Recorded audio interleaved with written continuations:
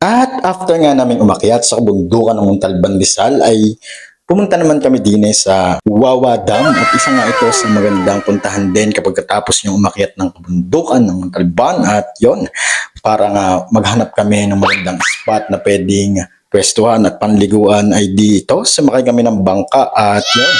Samahan nyo kaming explore ang lugar na are at syempre meron din tayong mga lokal na nakakwentuhan at nakausap din at ang babait nga ng mga lokal din subaybayan nyo ang aking vlog na are at ako yung i-follow Tito Binpit Vlogs. Huwag nyo kakalimutan at kung gusto nyo ng mga ganitong content at iba-iba pa ay i-follow nyo na lang po si Tito Bin. Yun, maraming salamat.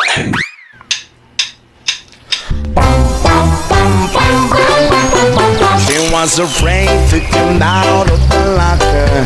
She wasn't nervous as she could be. She was afraid to come out of the locker. She was afraid that somebody would say 2, 3, 4, tell the people what you want. it was an exhibition teeny weeny yellow polka dot bikini that she wore for the first time today.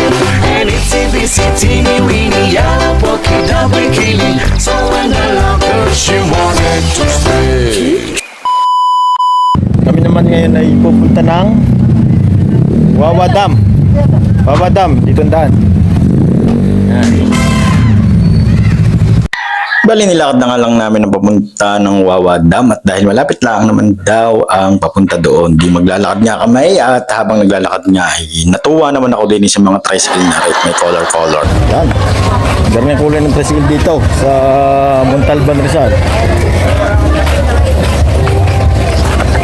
At rin naman ang inyong makikita kapag kayo ipapunta na nga ng Wawa Dam. Habang naglalakad-lakad ay hindi naman kayo maiinip sa paglalakad dahil mag-i-enjoy nyo ang mga makikita nyo. May mga tindahan, palengke at iba-ibang paninda. At syempre, makakita ka din ng mga turista din. At syempre, hindi ko na pinakita sa video. Baka mamaya tayo mapagalitan. Kilala kong kaliskis mo, oy. Kayo pupunta ng Wawa Dam. Yan, mga parking area dito ng mga motor, ng mga mabibilhan kayo. Ang dami nga din pinagbibintang kung ano-ano na yun. Meron nga din mga souvenir, mga damit na pwede nyo isuot pag kayo walang dalang panligo doon sa Wawa Dam. At aray, tayo entrada na din sa yun. Kita-kita naman ang ilog. Tingnan nyo naman, napakaganda. Ay sa picture ko lang nakikita dati at sa Facebook ay di nga. Habang ako naglalakad-lakad din di may mga bata din ay. Ay mabibilhan dito ng mga pagkain dyan. Avocado, ang damay. Hi!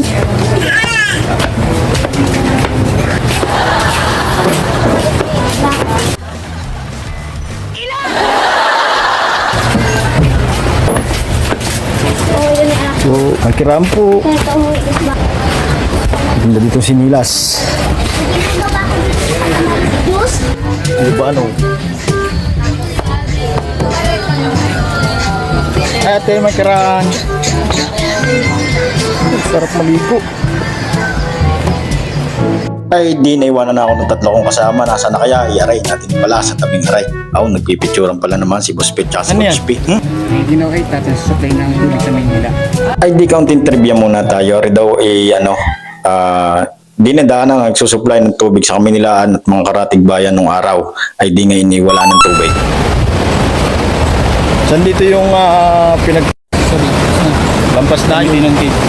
Patmamitan cave. Yun. Yung pala daw ano nga? Kuya? Nagtago ang mga Kastila. Tipunero. Kastila. Nagtago yung Kastila. Doon nagtago yung mga Kastila. Tipunero. Ay di counting trivia muna mula sa ating napakagandang lalaking tour guide at ayon nga sa kanya may kuweba daw din o tinatawag na Pamintianan Cave na naging kuta ng mga katipunero noong araw na lumabas sa mga Kastila sina Andres Bonifacio daw at sayang hindi natin napuntahan. Baka sa susunod na punta ko din mapuntahan ko na. Magandang hapon po. May entrance fee ang ating trekking fee, 50. Wala nang entrance fee dito. Pag galing sa hiking, sir, wala nang bayad. Wala na. Pero kung maliligo ka, pasyal ka lang dito.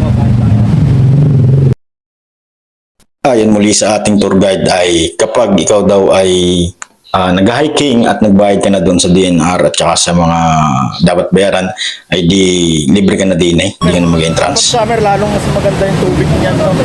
Sir, mababaw. Nakasobrang dami excursion dito. Gaganda ng mga rock formation. Tingnan naman, ang pagod mo. Kung makikita mo yun, yung palatas na yun. Roading time. Langgas, pawis na kami din ni na kuya at saka ni na Boss P at ni na Coach P ay malayo palang lakarin na rin. Sabi malapit lang, ay di yun nga.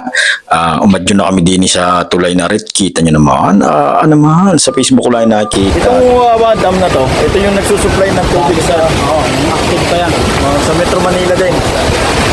Sa mga kalating bayan, no?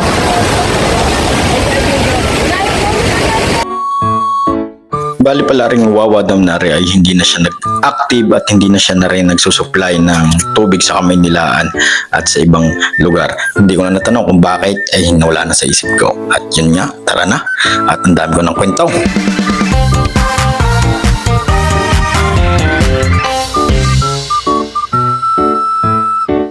Nadini na nga tayo sa arkilahan ng bangka. Yun, ating tatanungin ang isang magandang lalaki din yung nagpaparkil ng bangka at magkano dapat ang bayad sa pagsakay. Pero magkano po ang Ano lang sir, 30 papunta, 30 pabalik. mura lang? Book, paikutin natin yan, yung ganyan. Ikutin yan. O hanggang saan po ang abot ng bangka? Mag-boat ride po kayo? Mag-boat ganda. ride po, 420. Balikan na yun sir. Bali ka na. Kahit ilang sakay. Oo. Kahit, hindi, ang ano lang minimum namin sir, mga 10, 12. 10. Kaya pag halimbawa, Mura na, kayo, no? minimum yung lang, parang special na yun. Oo. Special na yung 420. Pero mura yun, no? Ano pang pangalan niya, sir? Levis on yun. Yun, lebisan niya. Pag iba parne, hanapin niyo si sir, tsaka yung mga ano dito. Yun, sakay tayo ng bangka. Parang boat ride pala ito eh.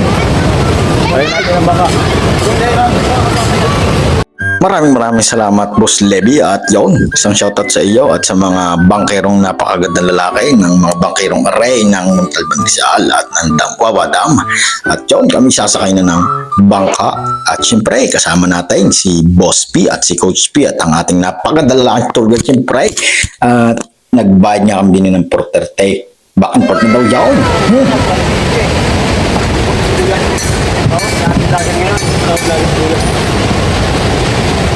Sabi ko lang iikot mo ng pag-ano. Ay di yun nga, kung nga rin daw ay summer ay talagang napakalinis ang tubig na rin, napakalinaw, medyo mababa at ngayon naman ay syempre tag-ulanan na sa bundok ay di medyo lumalim-lalim na rin karne ng kulay pero as pa rin panliguan kita mo green na green at ang dami pa rin din ng mga cottages at kung kay paparnay ay di pumasyang laki habang magaga pa habang hindi pa nabagyaw. Diyan na kayo muna. A few moments later.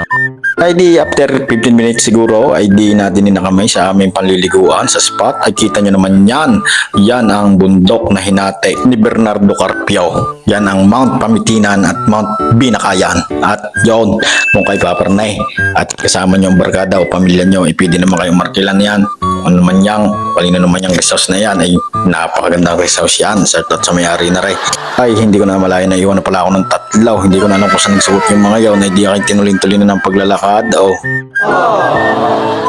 Parang may naamoy ako hindi maganda. Tatlong bibe akong nakita. Malaki, mga bibe. Wala, nakahiwalay itong isa. Hindi siya yung leader. Hindi siya yung leader.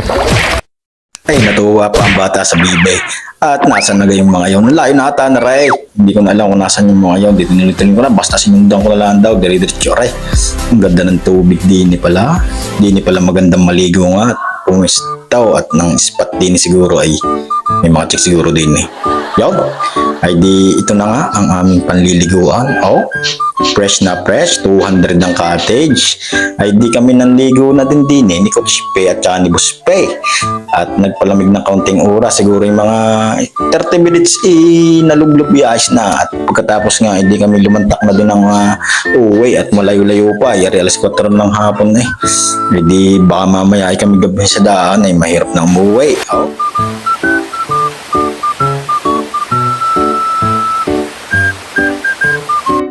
ay di nakabalik na kami din sa intayin ng bangka, pabalik naman doon ulit sa Mayu Dam. At nang kami makauwi na, ay di aray, punta natin ng kwentuhan na rin dalawang aray.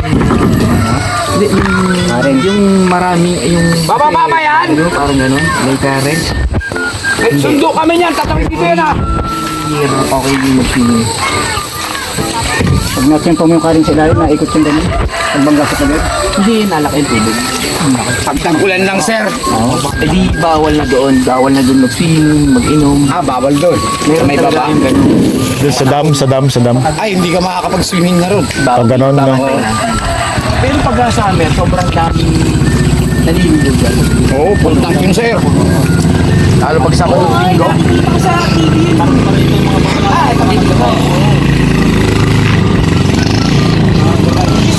Ano mga nagraray? Usually mga nagraray. Tukoy na boy, din pala talaga live yun dito sa... Turismo. Ano, pagkasabi.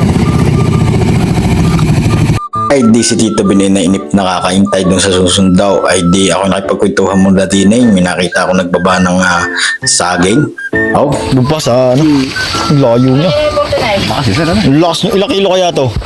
Ay, Ano yan, kuya? Avocado? Avocado? Benta. Para saging nga ito. Saging. Mga mabigat pisyan. Ano? Baba ano ba? Gagaling pa yun doon. Sabay ka na baba na ako. Tatad ko pa ng ilog. Gagala ko pa sila. Dadalhin pa yun doon sa Kabayanan. Magkano bayad niyan sir sa ano sa bangka pag halimbawang 30 pesos? Tapos mabebenta niya yan magkano? Saan yan? Di sa labasan lang. Okay na yan. Ilang kilo magkano? 15 pesos daw yung sabi ko. Isang kilo niyan. 100 lang. 600 po, isang sakong ganyan. Ilang kilos ari kuya? 60? Hindi. 40. 40. Mabigat. Wala yung ayan, pag patay ka sa ngalin niya. Patay sa ngalin. Eh,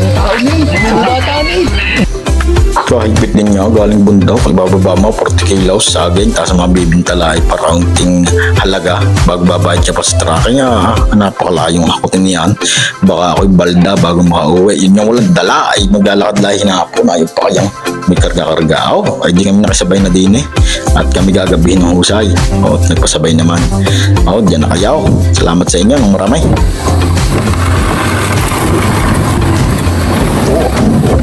40 kilos. Bababa galing pa doon. Galing pa doon, ibababa mo. Tapos mabibenta lang 600.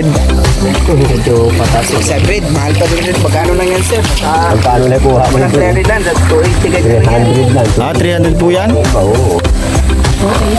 Pagka pinalas pa lang, sulit pa ng teka yan. Oo. Pagkalita pa nila yan. Puro pa itin kami ito. Yung titik-titik yan pag ginato. Hinuhuli pa nila yung yung mga nagtsatsaga na kumita. Ano yan, sir? Walang pera yan. Ihin pa yan. Hirap-hirap ka ibaba niyan. Pagka yung ganyang bundok ang tibagin mo, hindi mo. Kaya nga, tinitibag yung mundo. Yan, tibagin yan. Yan, tibagin na nalita yan. Walang pumuli yan. At turupin ka ng kami ng pati nito. Yan. Hindi ka nalita.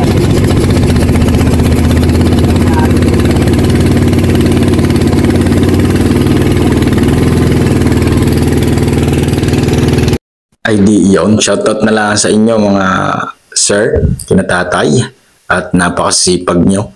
Hindi ko kaya yan, magbaba ng 40 kilos, magbaba ng uling, saging, bukado kung ano man sa bundok, tapos dadalhin pa sa Kabayanan, garni pa ang gagawin. Mahirap, napakaswerte natin dahil hindi natin nararanasan itong gantong buhay, pero kung mararanasan daw nga naman, ay di kakayanin na rin. At yun, God bless sa inyong lahat. Sana po ay dinggay ng gobyerno o ng DNR ang hiling ng mga aray. Huwag na sana silang harangin. At kakaunting pira na lang naman ang kikitain. Hindi na yung harangin nila. Yung mga nakakapagpakalbo ng bugdaw at nagmimina dyan sa kabundukan ninyo. Yun, ang mapipira.